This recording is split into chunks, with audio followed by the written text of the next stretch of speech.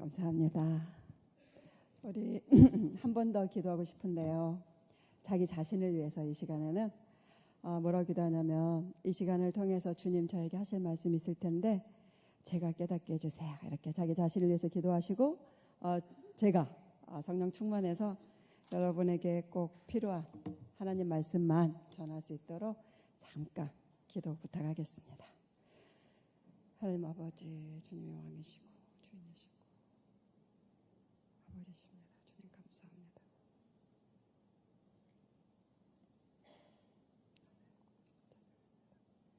하나님 아버지, 주님이 우리의 아버지 되신 것을 믿습니다.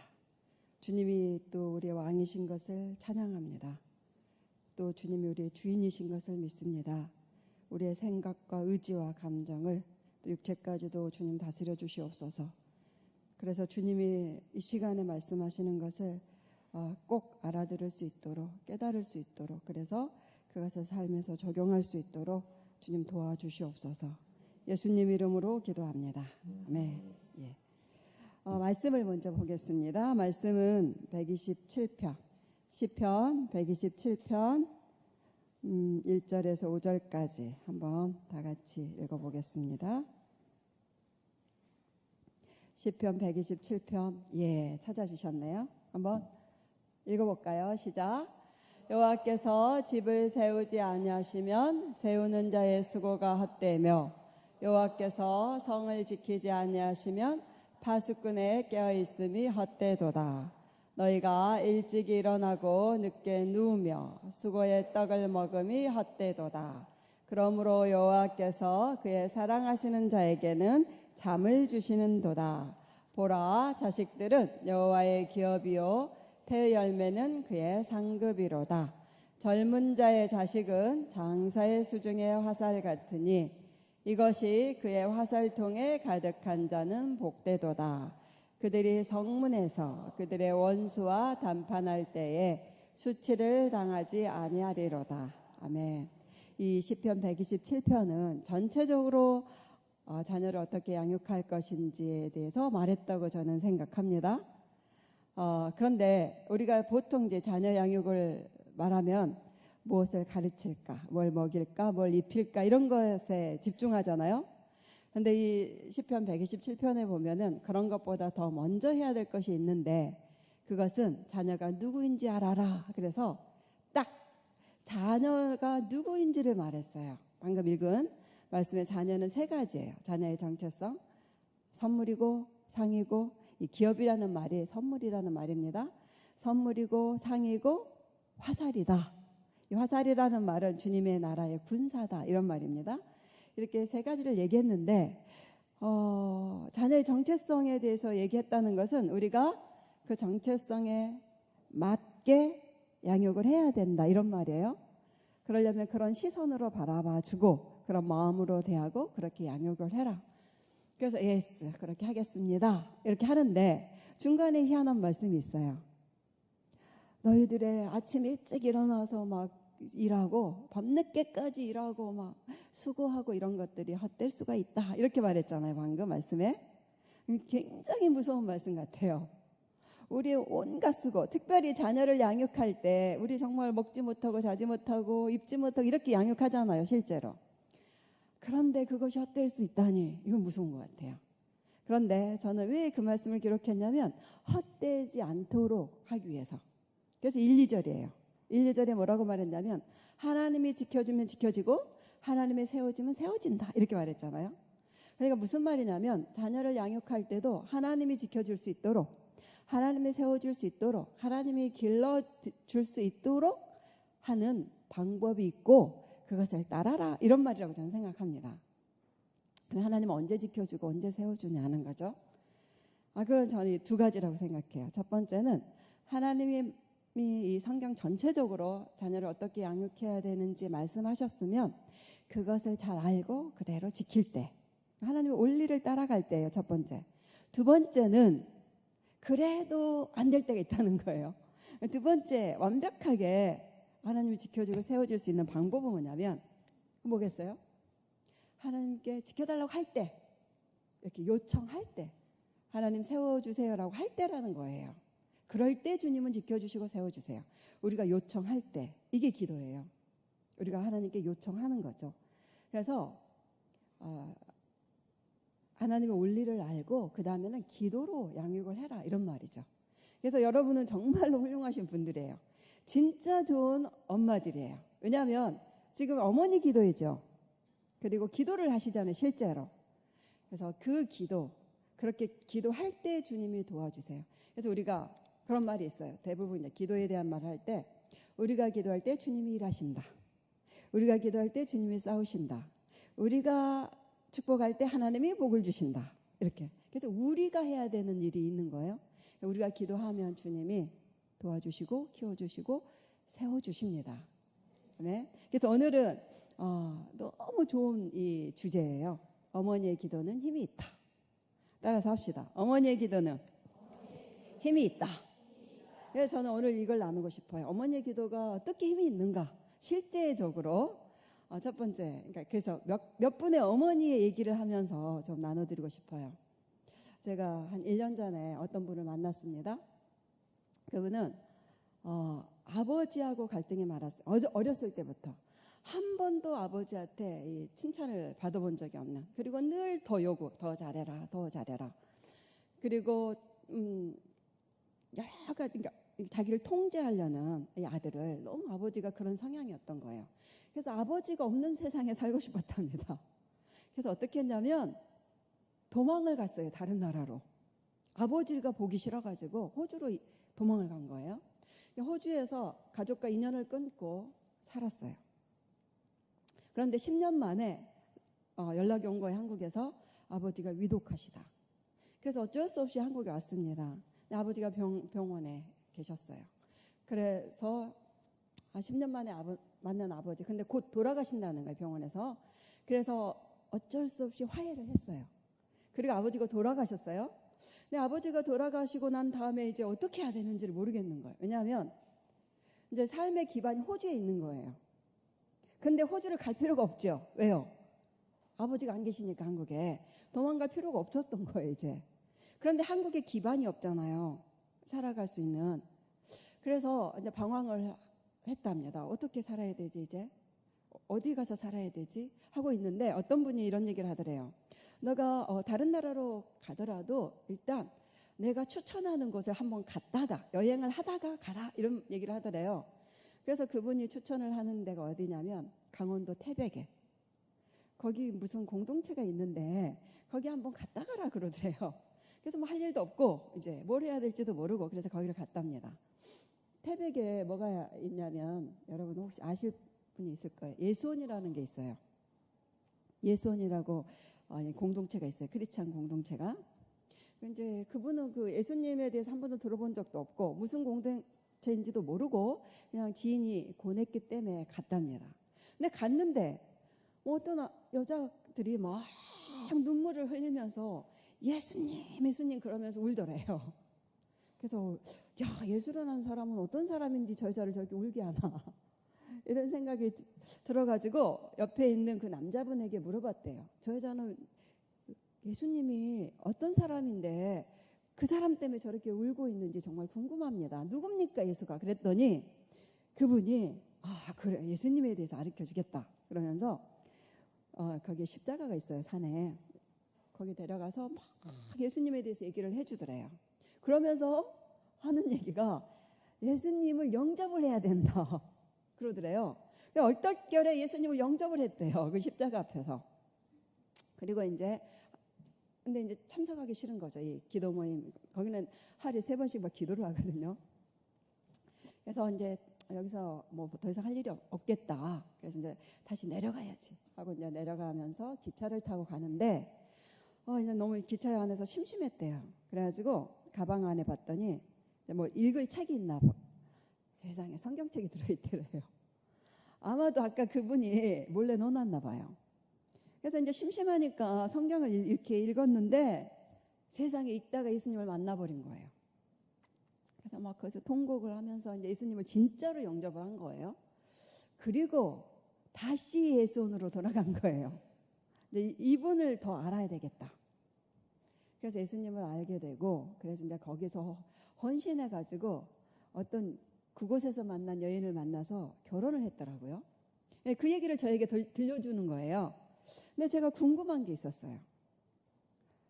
분명히 저는 이제 중보기도를 오랫동안 거의 20년 동안 강의를 하고 있는데, 제 원칙은 뭐냐면 그냥 우연히 되는 일이 아니라는 거예요. 그 일이 분명히 이 사람을 위해서 누군가가 기도를 했을 거다, 이런 생각이 드는 거예요.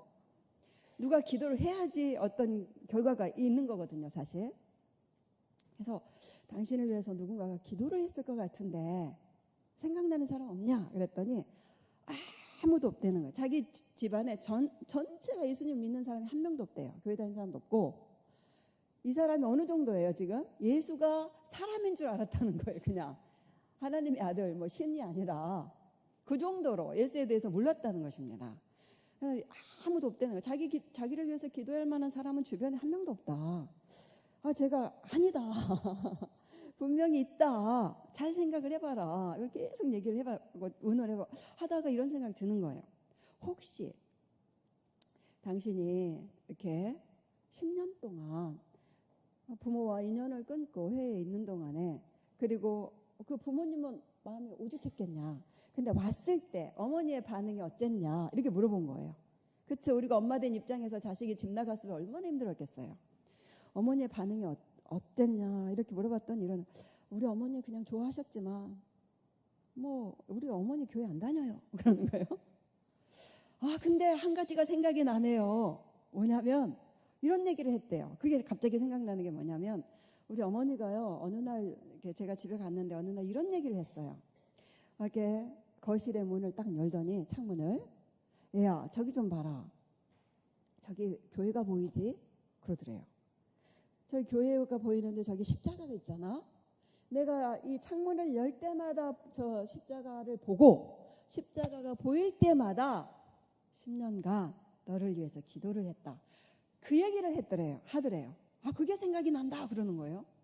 그런데 왜냐하면 자기가 이 말을 흘려보낸 것은 어머니는 지금 교회를 안 다니기 때문에, 그리고 신앙생활 하는 걸 한 번도 본 적도 없고, 그래서 그걸 그냥 무슨 말인지 이해를 못했다는 거예요, 그때. 근데 생각이 납니다. 나중에 이제 다시 어머니하고 얘기를 해봐라 그랬는데, 나중에 들어보니까 뭐였냐면, 이 어머니가 처녀 쪽에 교회를 다닌 적이 있다는 거예요. 교회를 다니다가 뭔가 이렇게 교회 안에서 상처를 받은 거예요. 그 다음부터 교회를 안 다녔다는 거예요.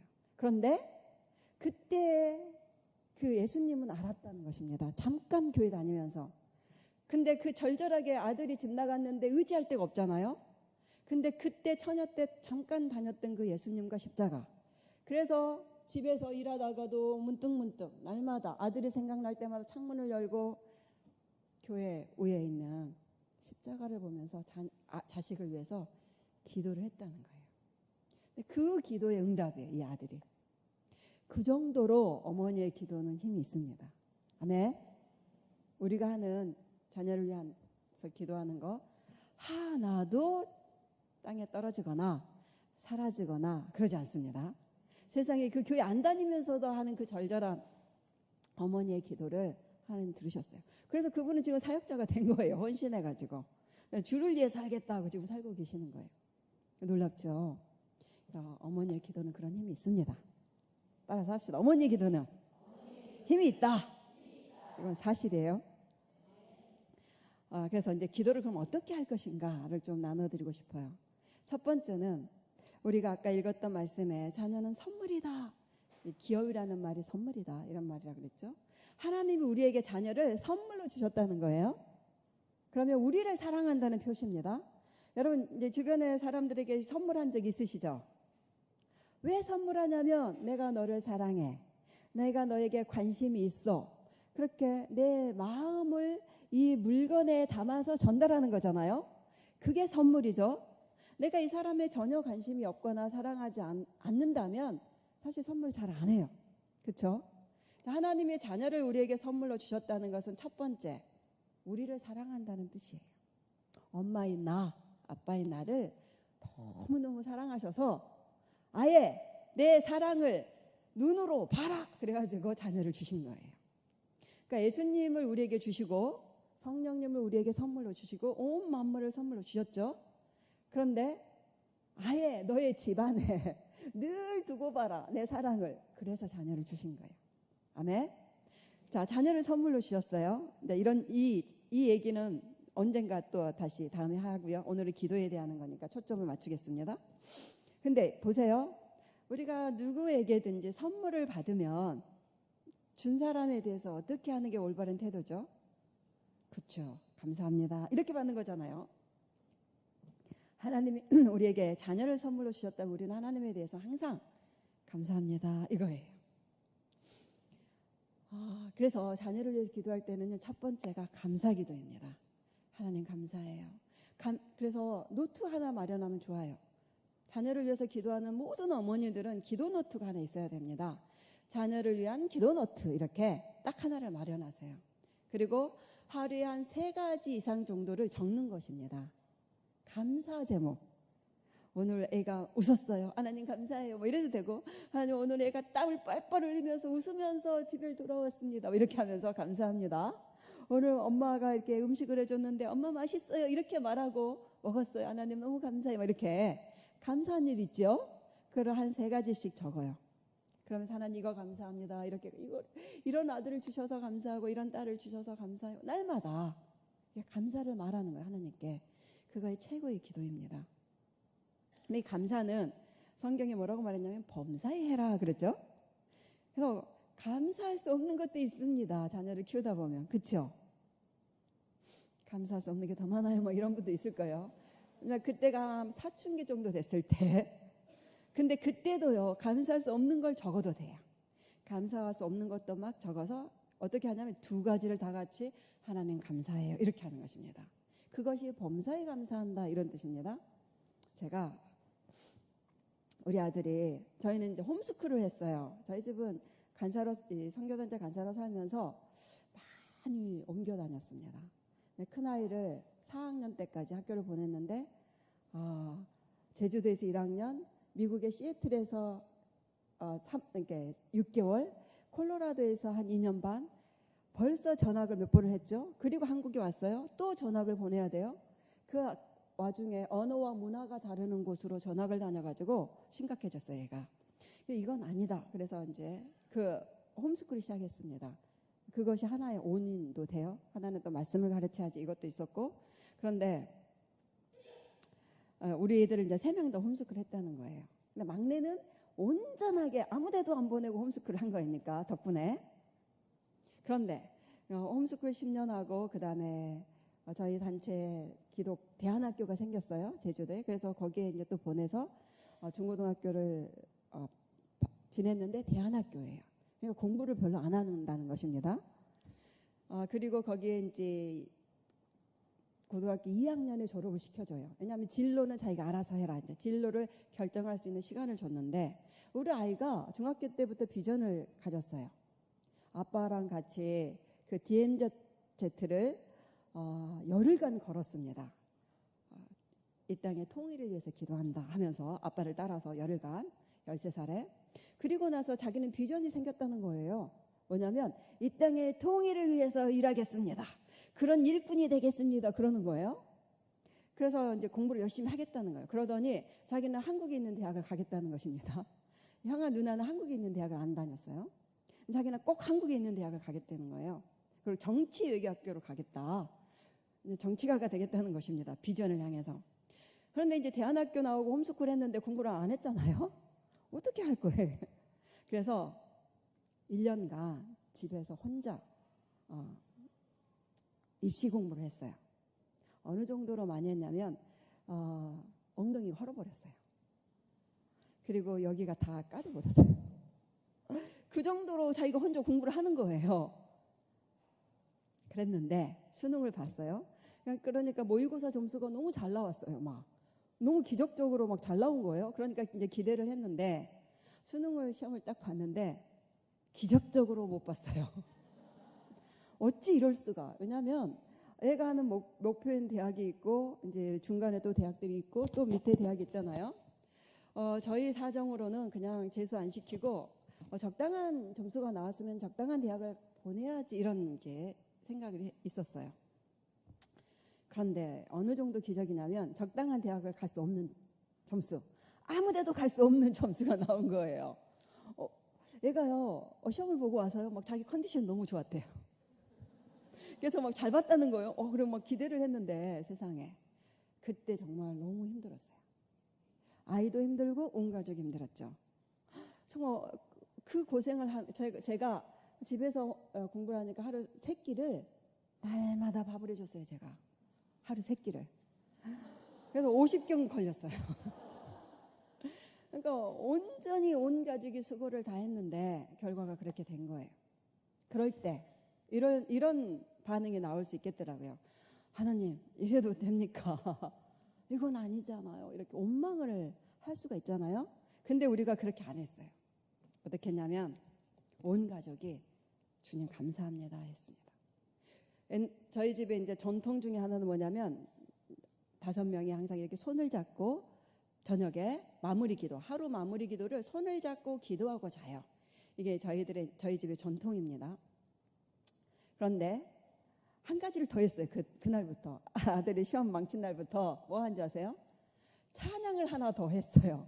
뭐냐면 주께 감사하세, 주님은 선하시고 주님의 인자하심은 영원하십니다. 이런 찬양이 있어요. 그 찬양을 다 같이 불렀어요. 주님 감사합니다. 왜냐하면 이유는 한 가지입니다. 이 상황에 대한 것이 아니라 시험 잘못 본 것이 감사가 아니에요, 여러분. 그게 아니고 뭐가 감사하냐면 이 아이를 향한 주님의 선하심은 영원하기 때문에, 주님의 사랑이 영원하기 때문에, 하나님은 불변하시기 때문에, 그래서 그분의 성품, 그분의 일, 이것은 늘 찬양을 받기에 합당하신 분이시죠. 감사를 받기에. 그래서 그것 때문에 감사한 거예요. 이 상황을 우리 눈으로는 감사가 안 되지만 주님은 선하십니다. 이걸 믿은 거예요, 저희는. 그래서 주님 감사해요. 주님은 선하십니다. 주님의 사랑은 영원하십니다. 그렇게 한 거예요, 서로. 그랬더니 힘이 나더라고요. 어떤 힘이요? 재수할 수 있는 힘이. 그래서 우리 아들이 재수를 했습니다. 그리고 온 가족이, 저희도 재수를 도와줄 수 있는 힘이 나는 거예요. 원망을 했으면 이 힘이 사라질 것 같더라고요. 근데 원망 안 하고 오히려 우리 다 신앙이 좋아졌어요. 1년간 내내 하는데 한 3달 정도 남았어요, 이제 수능이. 그런데 제가 그때까지 이런 생각이 있었어요. 엄마들이 수능을 위해서 막 밤낮으로 기도하는 것은 기복신앙이야.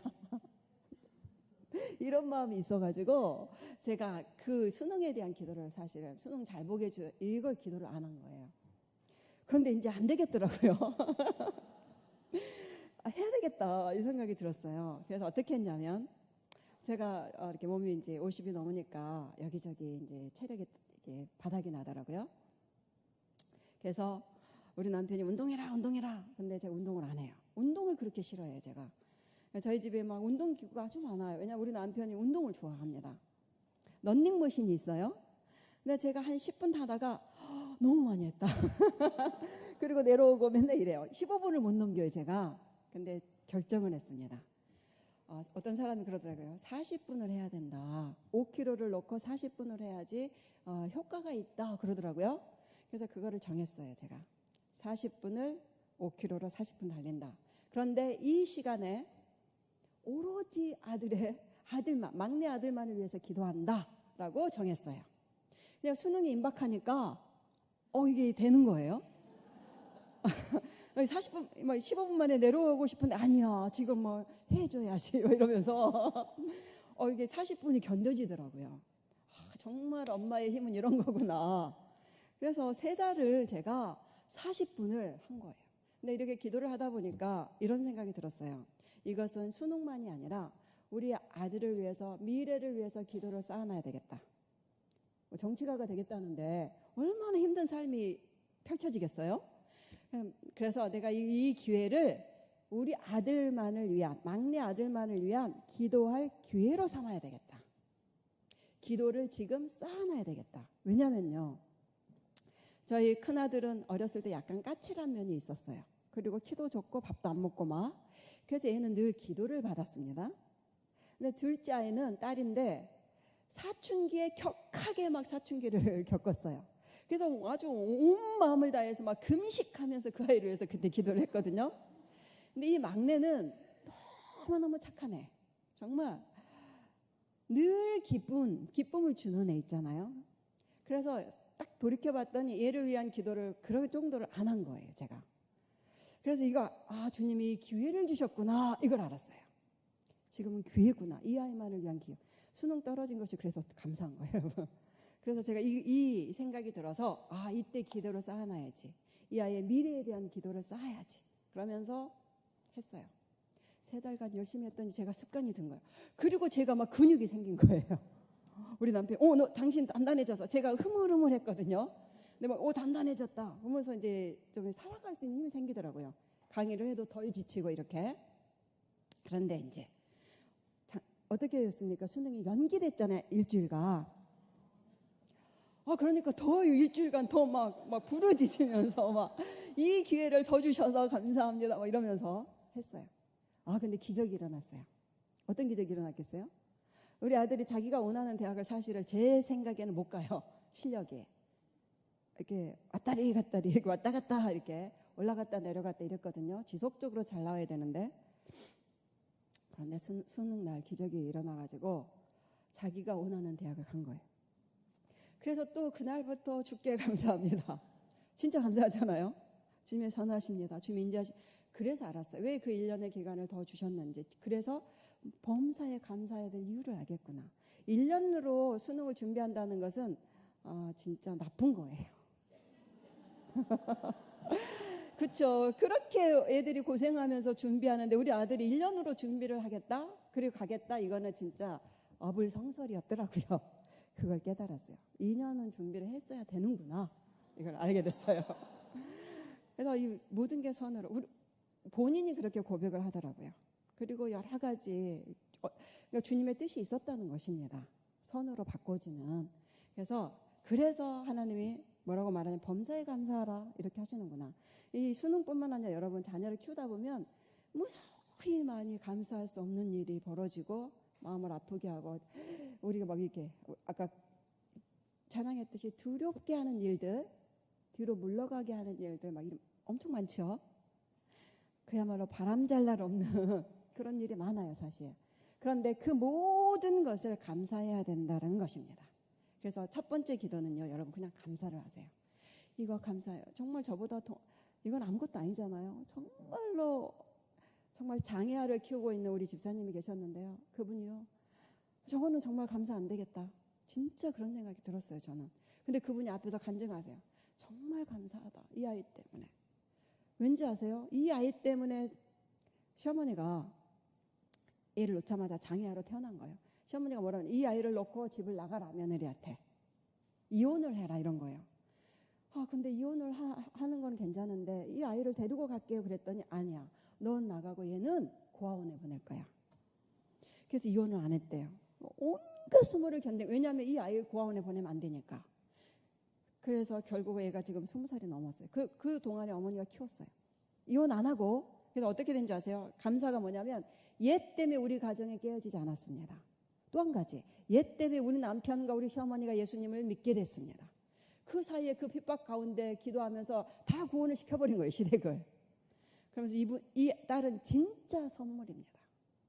그래서 그분은요, 그분에게 그렇게 그러니까 어떤 상황이든지 여러분, 자녀는 선물이에요. 그래서 뭘 해야 되냐면 하나님께 하는 기도는 감사. 그것이 이 역대하 20장의 말이에요. 전쟁에 나갈 때 하나님 뭐라고 말하는지 찬양을 해라 그랬죠. 근데 찬양의 가사가 딱 그거, 주께 감사하세, 주님은 선하십니다. 이 찬양을 했더니 적이 섬멸이 됐다 그래요. 그래서 감사는 엄청난 큰 기도의 전략이에요. 감사 기도가. 그래서 여러분 항상 감사 기도를 합시다. 아멘. 그러면 우리의 시각도 바뀌어요. 자녀를 볼 때 늘 감사를 적고 감사를 하나님께 말하기 때문에 자녀를 바라보는 나의 시각이 주님의 눈으로 바뀌어서 감사할 것만 보여, 이렇게.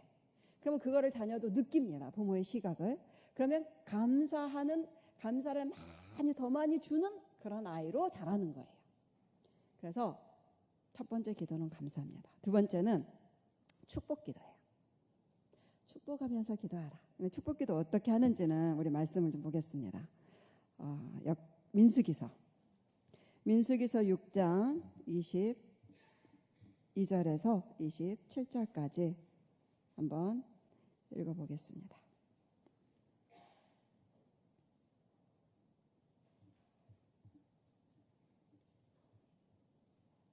자, 민수기서 6장 22절에서 시작. 여호와께서 모세에게 말씀하여 이르시되 아론과 그의 아들들에게 말하 이르기를 너희는 이스라엘 자손을 위하여 이렇게 축복하여 이르되 여호와는 내게 복을 주시고 나를 지키시기를 원하며 여호와는 그의 얼굴을 내게 비추사 은혜 베푸시기를 원하며 여호와는 그의 얼굴을 내게로 향하여 드사 평강 주시기를 원하노라 할지니라 하라. 그들은 이같이 내 이름으로 이스라엘 자손에게 축복할지니 내가 그들에게 복을 주리라. 아멘. 제가 이 말씀을 절절히 체험을 했어요. 그래서 꼭 나눠드리고 싶어요. 이 축복기도 뭐라고 말했나요? 27절에 우리가 축복하면 하나님이 복을 준다 이렇게 약속하신 거예요. 우리는 제사장을 말해요. 이 구약입니다. 지금 이 신약에 있어서 제사장은 모든 성도입니다. 우리가 축복의 통로입니다. 근데 가정에서 자녀를 상대로 했을 때 축복의 통로 제사장은 누구입니까? 엄마 아빠예요. 부모. 자, 따라서 합시다. 내가 축복하면 하나님이 복을 주신다. 이게 약속입니다. 27절에 제사장이 백성을 축복하면 하나님이 백성을 축복하겠다라고 약속하셨어요. 축복의 내용은 세 가지예요. 복을 주고 싶다, 지켜주고 싶다, 얼굴을 쫙 비춰가지고 은혜를 주고 싶다, 평강을 주고 싶다 이런 얘기입니다. 이게 하나님이 주고 싶은 거예요. 하나님이 주고 싶은 복, 축복. 우리 자녀들에게도 마찬가지예요. 하나님이 우리 자녀들에게 복을 주고 싶다. 어떤 복이에요? 하늘의 복, 땅의 복. 하나님을 아는 복, 영적인 복, 그 다음에 이 땅에서 일한 만큼, 공부한 만큼 어떤 소산이 있고 결과가 있는 복, 이런 복 반드시 받아야 되잖아요. 근데 하나님은 주겠다라고 하신 것입니다. 누가 기도할 때? 우리가 자녀를 위해서 기도하고 축복할 때. 두 번째는 지켜주겠다. 이거는 정말로 우리가 붙들어야 될 말씀이죠. 애들 어디 밖으로 다 보내잖아요, 우리가. 그리고 저희처럼 홈스쿨 하면서 집에다 가둬놔도 안 지켜집니다. 인터넷을 통해서 다 들어옵니다. 안 좋은 거. 그래서 영향을 받아요. 그러니까 지킬 수 없습니다. 우리는 따라다니면서 지킬 수 없어요. 그런데 하나님이 지켜주겠다. 하나님이 지켜줘야지만 지켜집니다. 그래서 이거를 우리가 기도하라. 그것이 축복이라는 거예요.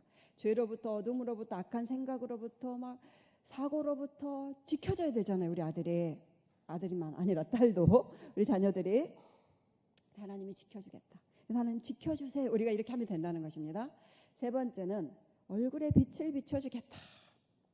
꽃이 많아서 너무 좋아요. 이렇게 여성해서 너무 좋습니다. 이런 꽃이 있잖아요. 저는 이제 베란다에서 꽃을 키우는데요. 이렇게 저희 집이 이제 남향이에요. 이렇게 요즘 꽃봉오리가 봄에 막 이렇게 올라오다가 요즘 점점 지금 못 핍니다. 여름이 되면 아예 못 펴요. 딱 죽어요. 왠지 아세요? 빛 때문에요. 빛이 나가거든요. 빛이 나가버리면 꽃봉오리가 힘이 없어가지고 피어나지를 못해요. 빛은 그만큼 중요합니다. 근데 하나님이 지금 얼굴에 빛을 비춰주겠다. 이게 축복이다 했다는 거예요. 그러니까 우리 모든 사람들에게는 이 하나님의 얼굴의 빛이 반드시 필요해요. 그래, 그분의 얼굴에 빛이 비춰져야지 우리 안에 있는 좋은 것이 살아나고 개발이 되고 꽃이 피듯이 피어납니다. 이게 이제 우리 인생의 행복이에요. 우리 자녀들도 마찬가지예요. 우리 자녀들 안에는 좋은 성품이 있고 좋은 재능이 있고 기질이 있고 성향이 있습니다. 모든 자녀에게 있어요. 다 좋은 점이 있습니다. 근데 그것은 하나님의 얼굴에 빛이 비춰질 때 살아나고 개발이 되고 자기 빛깔을 갖고 자기 향기를 갖고 피어난다는 거예요. 이렇게 딱 피어나면 어떻게 돼요? 본인이 행복하죠. 두 번째, 옆에 사람이 행복해요. 그리고 주변 사람이 행복하죠. 세 번째, 우리 모두 행복해요. 그리고 하나님께 영광입니다. 이게 이 해바라기가 해바라기의 빛깔과 모양으로 피어나야지 하나님께 영광이죠. 본인도 행복해요.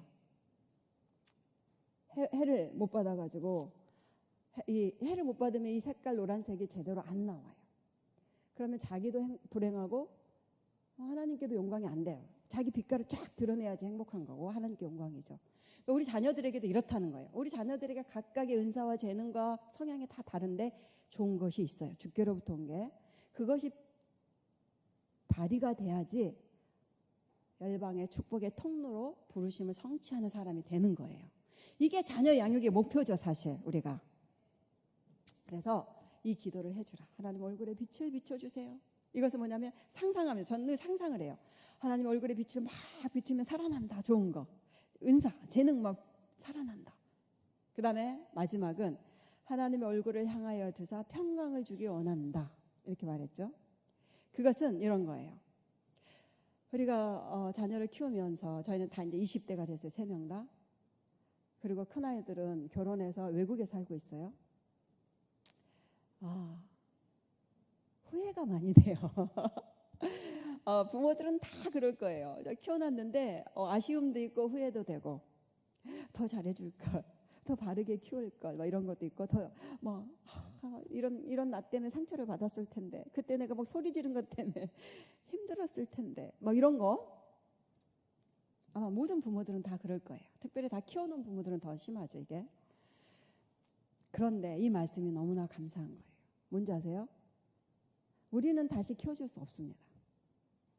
그런데 하나님 얼굴에 빛을 딱 비춰가지고 해가 비치면 어떻게 됩니까? 어두운 것이 밝아지죠.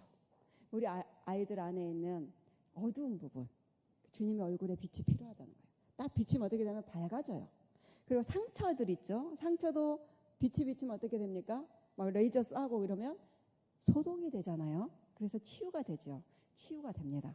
우리가 잘못한 것, 또 세상에서 받은 잘못된 사고 방식, 왜곡된 시각 이런 것들 있잖아요.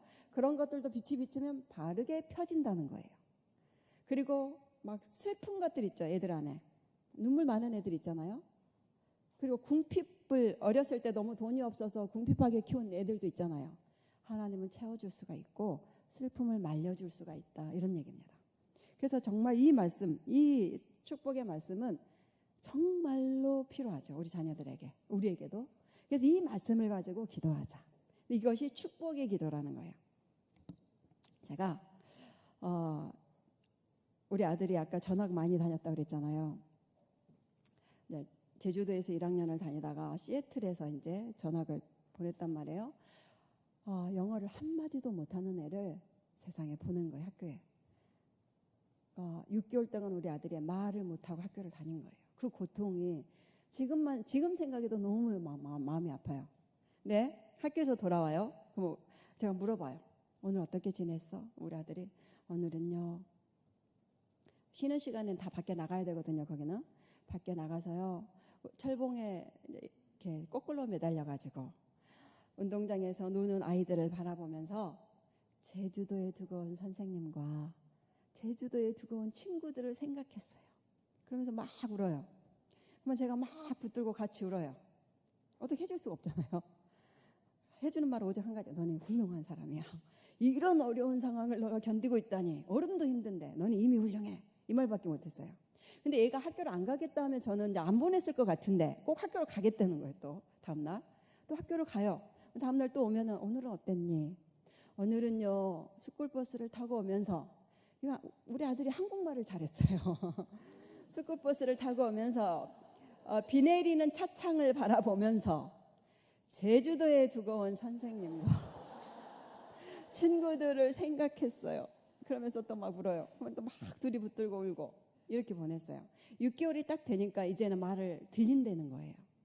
이제는 말을 들리고 말도 몇 마디 하고 이제 재밌어요 했는데 이 부모가 전학을 갔어요.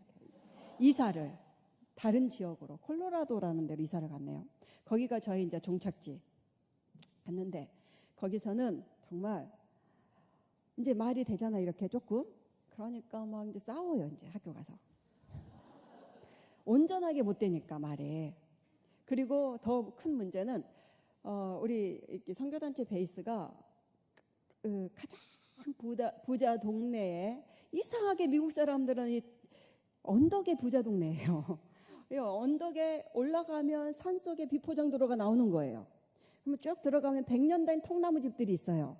거기가 저희 베이스인 거예요. 우리는 거기 살 수밖에 없었고 얘를 거기 학교에 보낼 수밖에 없었다는 거예요. 온전히 백인들, 부자들만 다니는 학교를 얘가 다니는 거예요. 저희는 차도 없고 방도 한 칸에 5명이 살았어요. 200명이 같이 살아요. 선교사 훈련하는 학생들이 그렇게 많아가지고 방이 부족해갖고 방 한 칸, 100년 된 통나무집에 방 한 칸에 5명이 사는데 자기 친구 집에 가봤더니 그 아이의 방이 5개더래요. 그러니까 문화 충격, 언어 충격, 문화 충격 막 이런 게 심해가지고 이제 사람은 스트레스를 받으면 성격이 바뀝니다. 바뀌어버렸어요. 애가 그렇게 사랑스러운 애가 가시가 됐어요. 그 증거는 집에 오면은 학교에서 받은 모든 스트레스를 자기 동생들한테 푸는 거예요. 막 싸우고 찌르고 막. 그래서 제가 말리면 저를 찔러요. 이제 충격적이더라고요. 그때 아까 저희 127편의 말씀, 사랑하는 자에게 잠을 주신다, 이 말이 뭔 말인지 알아요? 이 근심 걱정이 많으니까 잠이 안 오더라고요. 자식 때문에 잠 못 자는 건 이런 거구나. 잠을 못 자게 하는 해결 방법을 모르니까 이거 어떻게 해야 되지?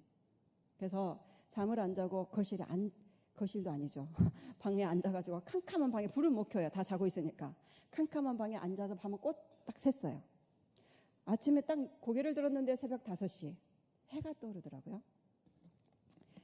근데 너무 따뜻한 아침 해가 노을을 펼치고, 아침 노을을 도시 전체를 감싸 안고 이렇게 떠오르는데 어떤 마음이 들었냐면 따뜻하다. 우리 아들도 좀 따뜻한 사람 됐으면 좋겠다. 그런데 이걸 기도해야 되겠다, 이런 마음이 들었어요.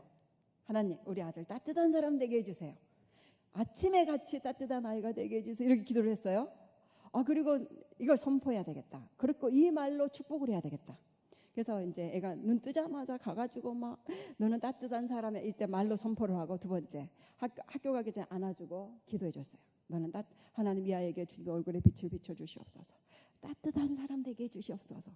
학교 갔다 왔어요. 어떻게 됐을까요?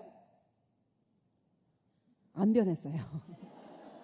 저만 변했어요. 제가 변하더라고요. 정말 소망이 생기는 거예요. 제가 여전히 막 찌르고 막 짜증 부리고 막 스트레스 받으니까 아프고 막 난리가 아닌 거예요. 얘가. 또 근데 제가 포기를 안 하고 안고 말과 축복의 기도를 동시에, 너는 따뜻한 사람이야. 그리고 또 축복기도 해주고, 자기 전에 해주고, 일어날 때 해주고, 막 계속 했어요. 그리고 이제 다시 또 한국으로 이사 왔습니다. 이제 딱 적응이 됐는데 또 이사 왔어요. 그래서 홈스쿨 하고 1년을 하고 나서 1월 1일 날 새벽에 누가요, 똑똑해요, 나가봤더니 우리 아들이 자기 동생 2명을 딱 데리고 서 있더라고요. 그 진짜 어린 동생들, 4살 막내가 깨워가지고 3명이 나란히 서고 이러는 거예요. 어머님, 아버님, 저희를 1년 동안 키워주시느라고 수고하셨습니다. 이제 한국말을 다시 배우기 때문에 오늘은 저희가 떡국을 끓여드릴 테니 더 주무세요, 그러는 거예요. 그래서 잤습니다. 그리고 아침에 진짜 나가봤더니 식탁에 떡국이 있는 거예요. 어떻게 끓였니? 그랬더니 인터넷을 뒤졌답니다. 일주일 내내 자기들끼리 떡국 맛있게 끓이는 법. 그래서 끓여놓은 거예요. 한 수저를 이렇게 먹었는데요, 진짜 따뜻해요. 따뜻하다. 자식 키우는 보람이 있구나. 근데 딱 번뜩 생각이 났어요. 뭐가요? 내가 했던 그 기도, 축복의 기도와 축복의 말이 응답됐다는 거예요. 진짜 우리 아들이 따뜻한 아이로 바뀌어 있는 거예요. 그 다음에는 얼마나 따뜻한지 말로 할 수가 없어요. 밥 먹을 때마다 이렇게 했다니까요. 엄마가 해준 이 반찬이 너무 맛있어요. 엄마들이 제일 따뜻할 때죠, 그때가. 막 동생들은 다 형을 따라가지고 오빠 따라, 엄마가 해준 건 원래 맛있어요, 다 맛있어요. 막 밥 먹을 때마다 너무 기분이 좋은 거예요. 그러면 제가 뭐라고 말했냐면, 너는 진짜 좋은 남편이 되겠구나, 이 축복의 말을 또 해줬어요. 또 엄마, 막 제가 이렇게 일하고 있어요. 엄마, 제가 도와드릴게요. 뭘 도와드릴까요? 음식물 쓰레기는 제가 버려드릴게요. 왜냐면 엄마는 냄새에 민감하시잖아요. 제가 버려드릴게요. 항상 엄마를 챙기는 거예요, 이렇게. 그럴 때마다 제가 축복의 말 뭐라 했다고요? 너는 좋은 남편이 되겠다. 그랬더니 24살에 장가간 거예요. 너무 축복을 많이 한 것 같아요. 우리의 말과 기도는 응답이 돼요. 그래서 저는 이 말씀을 확신해요. 따라서 합시다. 내가 축복하면 하나님이 복을 주신다. 네, 갔어요. 그런데 이제 저희가 이제 외국에 살기 때문에 잘 못 만나요. 2년 만에 저희가 다시 또 만났습니다. 온 가족이. 여행을 했는데 갑자기 이러는 거예요. 우리 아들이 아빠한테 상처가 있다는 거예요. 오픈을 자기 아내도 뒤에 있는데 차에 아빠가 자기를 옛날에 죽도록 때렸다는 거예요. 네, 그 얘기를 옛날부터 했어요. 아빠하고 관계에서. 그럴 때마다 부딪혀서 싸웠어요. 그리고 걔가 맨날 울고 끝났어요. 절대로 아빠가 안 졌어요. 언제 그랬냐? 뭐 인간은 선택적 기억력이 있어. 너는 그런 선택해서 기억하는 거야. 뭐. 그래서 항상 아들이 이걸 아빠를 못 이기고 그러다가 울고 끝나고 이랬거든요. 근데 그걸 또 한 거예요. 근데 우리 남편이 변했어요 이제. 그래가지고 뭐라고 말했냐면 나는 기억이 안 나지만 네가 그렇게 늘 그것이 생각나고 상처가 된다면 아빠가 미안하다 그랬어요. 그랬더니 걔가 갑자기 아니에요 괜찮아요 뭐 옛날 얘기인데요. 그러면서 급 둘이 친해지는 거예요. 그 말을 그렇게 듣고 싶었답니다. 아빠가 자기한테 미안하단 말. 그러면서 좋아졌어요. 그런데 문제는 뭐였냐면 저였어요. 우리 아들이 말 못하는 상처가 있겠구나. 또 나에게도 있겠구나. 이게 생각이 됐다는 거예요. 이제 헤어졌죠. 또 헤어져서 사는데 늘 이제 아들의 과거가 막 돌이켜지는 거야. 그때가 장난감도 못 사고 걔가 이런 스타일이에요. 장난감을 못 사요. 왜냐하면 엄마가 돈이 없다는 걸 알아가지고 막 동생들은 가서 막 자기가 원하는 거 가져오는데 걔는 못 가져와요. 왜냐하면 가격표를 보는 거예요. 들었다 놨다. 그런 게 막 기억이 나는 거예요. 막 이렇게. 그리고 맨날 제가 사역한다고 얘 맡기고 동생들 맡기고 맨날 사역하러 다니고 얘가 힘들었겠구나. 막 이런 생각이 나서 어떻게 해요? 그때 딱 이런 심정이었습니다. 이 아이 다시 뱃속에 넣어가지고 태교부터 잘해가지고 딱 정말 막내 키우듯이 막 키우면 얼마나 좋을까. 그런데 불가능한 얘기죠. 장가라도 안 갔으면 데려다가 막 맛있는 거 해 먹이면서 다시 좀 해주고 싶은데 그것도 안 되죠. 장가를 보내보라 가지고 그것도 외국으로. 그때 이 말씀, 그래서 이 말씀을 제가 다시 묵상했어요. 그래서 마지막 구절을 하나님의 얼굴을 비추사 평강 주시기 원한다라는 걸 깨달았어요. 무슨 말인지. 그게 뭐냐면 이 말씀이에요. 하나님이 이렇게 있다가 주님 이 부분이요. 그러면 그 부분에 고개를 향하여 드사, 얼굴을 향하여 드사, 그렇구나 네 아들이 슬픈 거 있구나 말려줄게 하고 빛을 비춰준다. 이 말씀이더라고요. 그러니까 너무나 소망이 되는 거예요. 나는 치료 못 해주고 다시 키워줄 수 없지만 주님은 하실 수 있어요. 과거로 갈 수 있습니다. 주님은.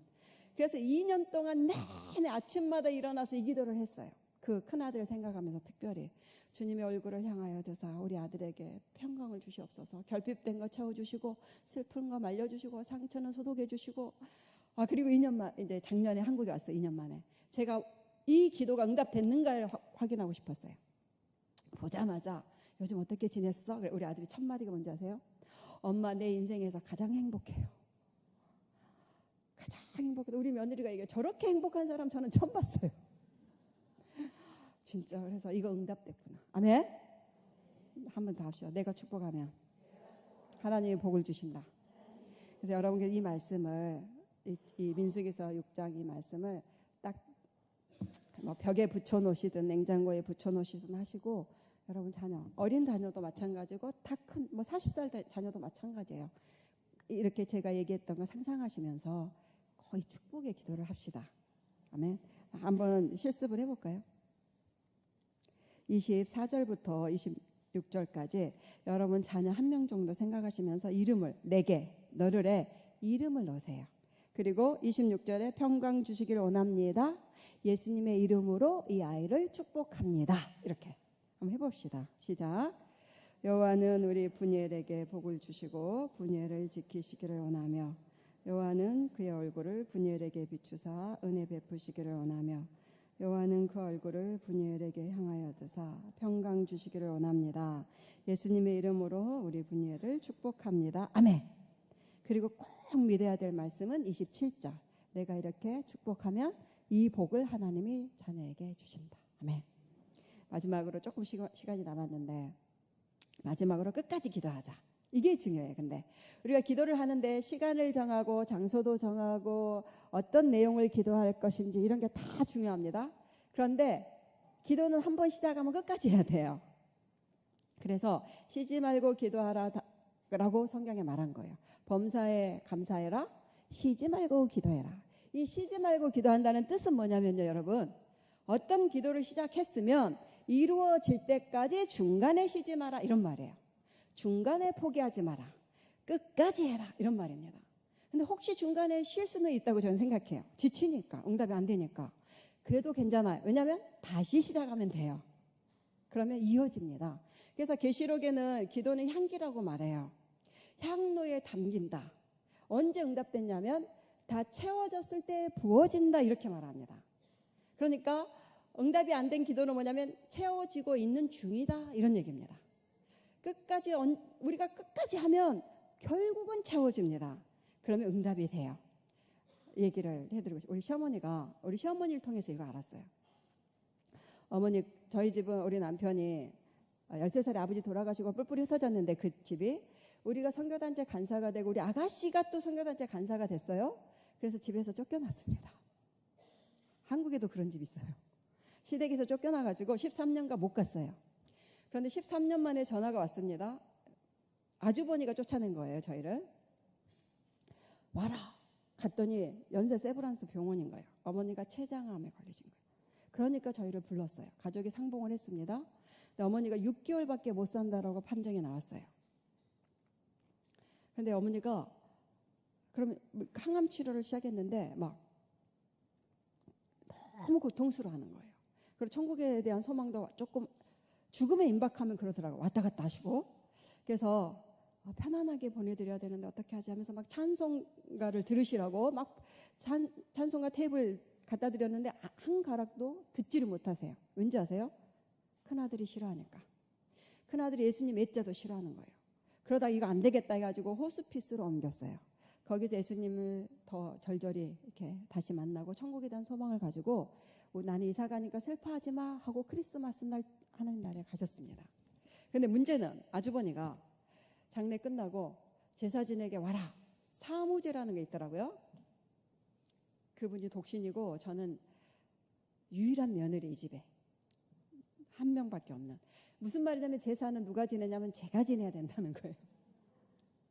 뭐 정말 힘들더라고요. 내가 영적전쟁 중보기도 강의하러 다니는데 우리 어머니 예수님 믿고 가셨는데 제사를 지내야 돼? 이건 아니지. 근데 제사 안 지낸다 하면 어떻게 되냐면 아주버니하고 13년간의 만남이 다시 깨지는 거예요. 이러면 안 되죠. 밤낮으로 기도했어요. 주님 어떻게 하면 좋아요? 근데 이 마음이 드는 거예요. 가정 예배 드리게 될 거다, 이런 마음이 들었어요. 그래서 제사 음식과 성경책을 같이 가지고 시댁에 갔습니다.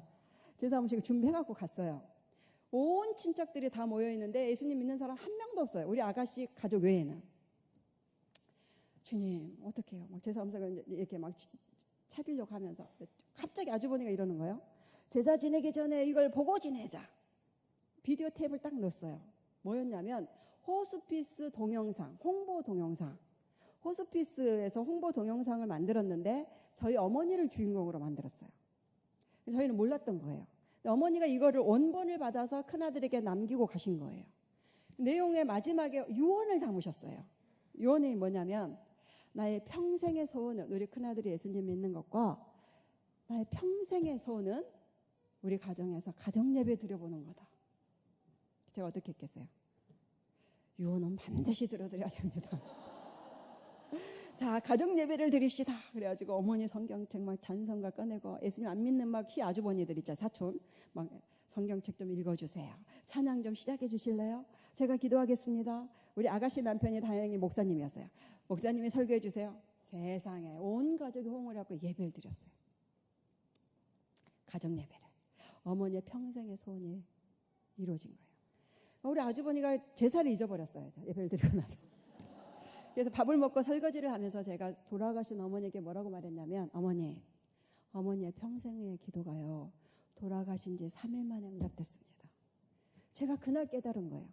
사람은 죽어도 기도는 죽지 않는구나. 어머니는 돌아가셨지만 어머니의 기도는 살아서 응답이 되고 있는 거예요. 그 다음에는 엄청나게 응답이 된 거예요. 막 우리 아주버니가 얼마나 사람이 바뀌어가지고 와라. 어제도 강의하고 있는데 전화 온 거예요. 막 아주머니가 막 자기 동생에게 차도 사주고 뭐냐면 그동안 모든 삶이 미안해가지고 막 자기 여동생은 사모인데 사모가 이렇게 옷이 없어야 되냐 막 옷을 막 사주고 우리 조카들과 우리 애들에게는 맨날 용돈을 막 주고 너무너무 바뀐 거예요. 너무너무 화목한 가정이 된 거예요. 그 모든 것은 우리의 기도도 있지만 우리 어머니의 평생의 기도가 돌아가신 다음에 정말 살아계실 때 응답해서 얼마나 좋았겠어요. 그래도 우리 어머니가 천국에서 웃고 계신다고 저는 믿어요. 어머니의 평생의 기도가 응답되고 있어요. 저는요, 여러분의 기도 있죠. 지금 하나도 사라지지 않습니다. 다 한계가 돼갖고 당기고 있어요. 여러분이 혹시 이 세상을 떠나도 이 쌓인 기도가 응답이 됩니다. 그래서 기도를 쌓아놔야 돼요. 자녀들을 위해서 당장 응답이 안 돼도 언젠가는 되기 때문에 평생에 되기 때문에 여러분 꼭 기도를 쌓는다는 심정을 가지고 꼭 열심히 나오셔서 이 어머니 기도회에서 기도하시고 또 집에서도 시간을 정해놓고 기도하세요. 그 다음에 어떤 기도 이렇게 장소도 좋아요. 의자 하나를 딱 정해요. 여기는 기도 의자야 이렇게. 그럼 거기도 제가 기도 의자가 있거든요. 우리 애들이 거기 앉으면서 기도를 해요. 그렇게 기도가 쌓아 있는 장소를 만드는 것도 중요해요. 그래서 자녀를 위해서 내 삶 동안에 뭐 줄 거 별로 없지만 기도 하나님의 것을 나는 주고 가겠다 이렇게 생각하시고 그런 심정으로 기도를 쌓아 놓으시면 좋겠습니다. 네. 옆에 사람에게 좀 우리 격려합시다. 당신의 기도가 쌓이고 있습니다. 그리고 또 한 가지 더, 당신의 기도는 절대 사라지거나 죽지 않습니다. 아멘. 제가 기도하고 마치고 목사님이 기도 인도하시겠습니다. 하나님 아버지 감사합니다. 무엇보다 감사한 것은 저희에게 자녀를 선물로 주시고 상으로 주시고 하나님 나라의 군사로 맡기신 거 감사합니다. 하나님 우리를 엄마라는 이름으로 이 역할을 주신 거 감사합니다. 아버지 우리는 힘이 없고 능력이 없어서 온전하게 자녀에게 줄 수가 없습니다. 그런데 우리가 기도할 때 주님이 주시는 것을 믿습니다. 그런 좋은 아버지로 계셔서 감사합니다. 아버지 우리가 끝까지 기도할 수 있도록 힘을 주시고 마음을 주시고 또 중간중간에 응답을 주시옵소서. 그래서 끝까지 기도할 수 있는 힘을 얻을 수 있도록 추진력을 얻을 수 있도록 도와주시옵소서. 우리 아이들 예수 그리스도 이름으로 축복합니다. 복을 주시옵소서. 하나님을 아는 복, 하나님을 사랑하는 복, 말씀을대로 살고자 하는 아버지 그런 마음이 일어나는, 그래서 말씀대로 행하는 그런 복을 주시고 이 땅에서 공부할 때 지혜를 주시고 건강을 주시고 좋은 친구를 주시고 아버지 이 땅에 필요한 많은 복이 필요합니다. 주님 그런 복을 쏟아 부어주시옵소서. 죄로부터 어둠으로부터 사고로부터 악한 사상으로부터 우리 아이들을 지켜주시옵소서. 주님의 얼굴에 빛을 쫙 비춰서 우리 아이들에게 주신 좋은 성품이 살아나고 은사가 살아나고 성향이 발전할 수 있도록 재능이 발휘될 수 있도록 아버지 주님의 얼굴에 빛을 비춰 주시옵소서. 아버지 우리가 아이들에게 잘못한 건 사실 많습니다. 용서하여 주시옵소서. 몰라서 그랬고 우리가 또 우리의 잘못된 성품 때문에도 그런 거 많습니다. 용서하여 주시옵소서. 아버지 대신 주님의 얼굴을 우리 아이들에게 향하여서 아버지 비춰주셔서 치료하여 주시고 고쳐주시고 낫게 하여 주시옵소서. 그래서 우리 아이들이 평강 가운데 기쁨 가운데 행복하게 자기 삶을 살고 또 온 열방의 축복의 통로가 되는 부르심을 성취하는 우리 자녀가 되도록 축복하여 주시옵소서. 예수님의 이름으로 우리 엄마들과 우리 아이들을 축복합니다. 예수님의 이름으로 기도합니다. 감사합니다. 마치겠습니다.